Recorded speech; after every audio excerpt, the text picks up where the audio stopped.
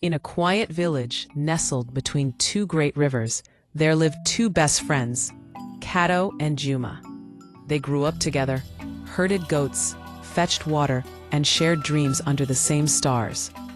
Kato was tall and lean, with dark brown skin that glowed like the evening birth and sharp, thoughtful eyes. He always wore his beige short-sleeve shirt, brown shorts, and simple sandals. Juma was shorter, broad-shouldered. With a warm smile and deep brown skin, he always wore a red sleeveless tunic, khaki trousers, and walked barefoot on the warm village dust. They were brothers in everything except blood. One season, their friendship was tested. A piece of land near the river became fertile after the rains, and both men wanted to plant there. Kato said, "Let us share it, brother. The land is wide." But Juma replied, "No, I found it first. It should be mine." The words grew into arguments. The arguments grew into anger, and soon, silence replaced laughter between them.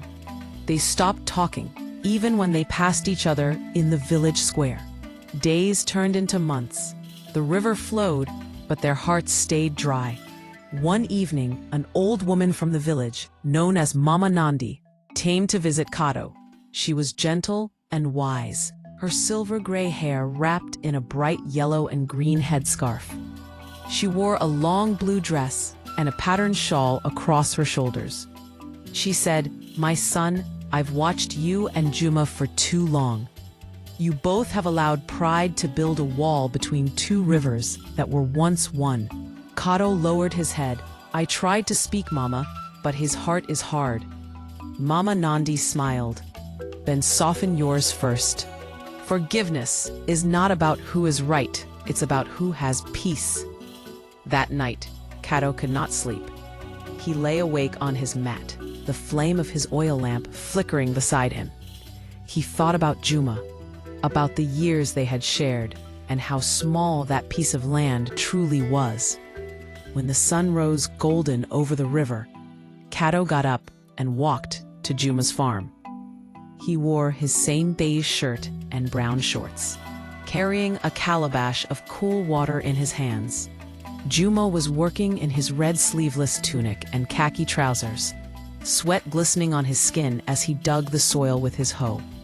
He looked up and froze when he saw Kato approaching. Kato stopped a few steps away and said softly, "My brother, the land is yours, but my heart misses you more than any harvest." For a long moment, Juma said nothing.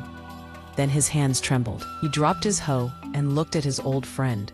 The river murmured softly beside them, and with tears in his eyes, Juma said, "Kato, forgive me. I let my greed speak louder than our bond." The two men embraced, and the villagers who watched from afar began to clap. Later that day, they built a small bridge across the river between their lands, a bridge of wood and a bridge of hearts restored. And from that day, people in the village said, "When two friends forgive, even the river finds a way to flow between them." The wisdom of the story: true forgiveness is not weakness, it is strength. To forgive is to choose peace over pride.